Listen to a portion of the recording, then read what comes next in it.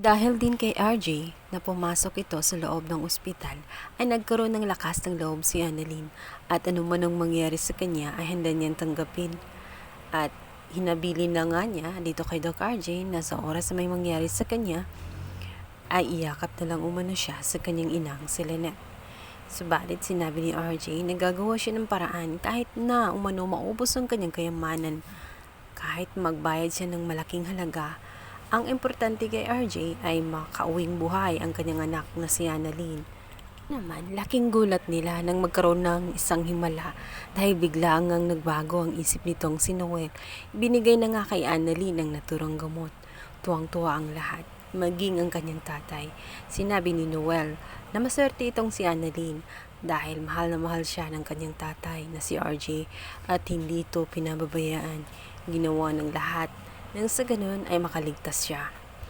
At sinabi rin niya na nararapat at deserve ni Annalyn na mabuhay dahil nakita nitong meron siyang malaking purpose at kailangan humaba pa ang kanyang buhay para matapos niya ang kanyang misyon. Pinagpala si Annalyn dahil sa kabutihan na kanyang pinagagawa sa lahat. Wala siyang pinipili, kahit anuman ang estado ay naging mabuti siya.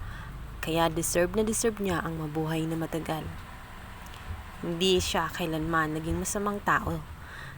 At dahil nga sa gamot na yon ay tuluyan na ngang gumaling itong si Annalyn kung kaya't nakalabas at naging maayos ang lahat. Nasugpo na rin ang virus na kumakalat sa ospital na yon kung kaya't hindi na nga ito lumala pa. Nagpapasalamat ang lahat, lalo na ang ospital ng San Rigado.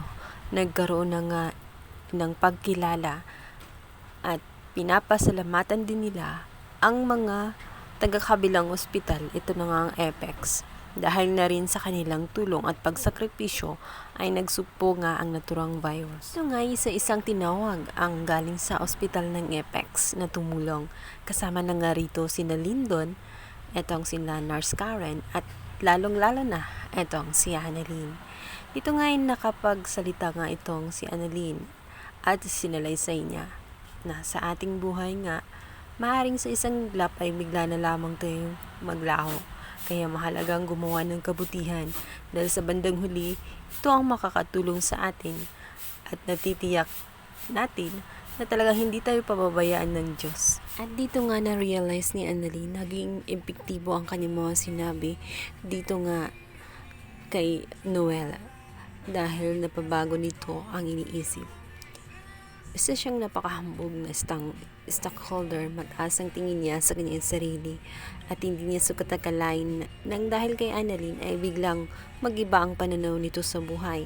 Nagkaroon na rin siya ng misyon at purpose talaga. At sinabi nga nito na hindi siya natatakot na mawala ang kanyang buhay. At least man lang sa pinakahuling sandali ng kanyang buhay, nakagawa siya ng kabutihan at kahit papaano, naitama niya ang kanyang nagawang muli. Nagpapasalamat din itong si Noel sa ginawa ni Annalyn.